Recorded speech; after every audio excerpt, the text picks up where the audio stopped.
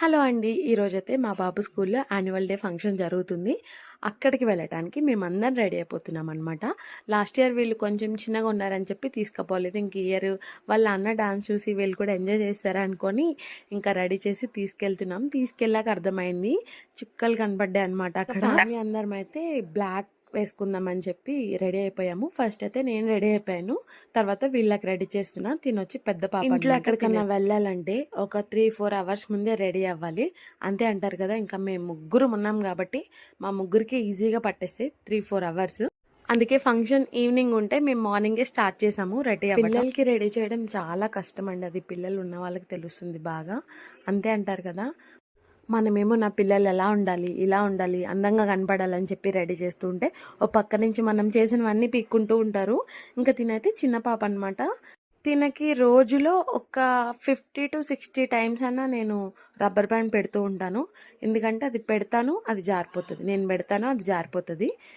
Silky hair ఉంటే ఈ problem. ఇద్దరు హెయిర్ చూసిన తర్వాత అయితే నాకు బాగా అర్థమైంది ఏ హెయిర్ ఉన్న వాళ్ళకన్నా ప్రాబ్లమ్స్ ఉంటాయని.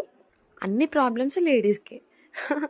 ఇక్కడైతే నా పిల్లలు మీకు హాయ్ చెప్పేస్తున్నారు. మీరు కూడా హాయ్ చెప్పేయండి. ఇంకా వీళ్ళని తీసుకొని బయటకు వెళ్ళాలంటే ఒక మినీ జనరల్ స్టోర్ రన్ చేస్తుంటాను నా హ్యాండ్ బ్యాగ్లో. నేను కావాల్సినవన్నీ ప్యాక్ చేసుకొని వెళ్ళాలి. ఎందుకంటే అక్కడ బుర్ర తింటారు పట్టుకొని. ఇక్కడైతే లాస్ట్లో పాపం బాబుని రెడీ చేస్తున్నాను. మగపిల్లలకి ఏముంటుంది, ఒక షర్టు ప్యాంటు అంతే. ఇంకా వాళ్ళ డాడీ అయితే హెయిర్ స్టైల్ చేశారు. వాడు 1 month నుంచి డ్యాన్స్ నేర్చుకుంటున్నాడు.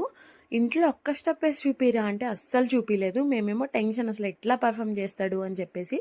కానీ అక్కడికి వెళ్ళిన తర్వాత వాడు మాకు షాక్ ఇచ్చాడు వాడి పర్ఫార్మెన్స్తో. ఇంకా అయితే వచ్చేసాము. జర్నీ అయితే చాలా కష్టంగానే నడిచింది. వాళ్ళని కంట్రోల్ చేయడం నా వల్ల అవ్వలేదు.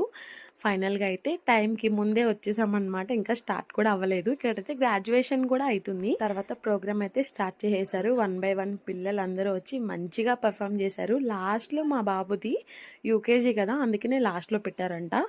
అద్దరు కొట్టేశాడు అంతే. మా మైండ్ బ్లాక్ అయిపోయింది. ఏ పేరెంట్స్ కన్నా అంతే హ్యాపీనెస్ ఉంటుంది కదా. పిల్లలు ఇట్లా ఏమన్నా పర్ఫామ్ చేస్తే వామ్మో, పేరెంట్స్ కళ్ళల్లో ఆనందం అస్సలు తక్కువలేము. మేము కూడా అంతే అనుకోండి. మంచిగా ఎంజాయ్ చేసి ఇంటికైతే వచ్చేసాము. ఆల్మోస్ట్ నైట్ అయిపోయింది ఇంటికి వచ్చేసరికి. ఇంకా అంతే ఈ వీడియో. నా వీడియో కనుక మీకు నచ్చితే లైక్ చేయడం మర్చిపోవద్దు. ఇంకా నా ఛానల్ని మీరు ఇంకా సబ్స్క్రైబ్ చేసుకోకపోతే ప్లీజ్ నా ఛానల్ని సబ్స్క్రైబ్ చేసుకొని చూడండి. Thank you. బాయ్.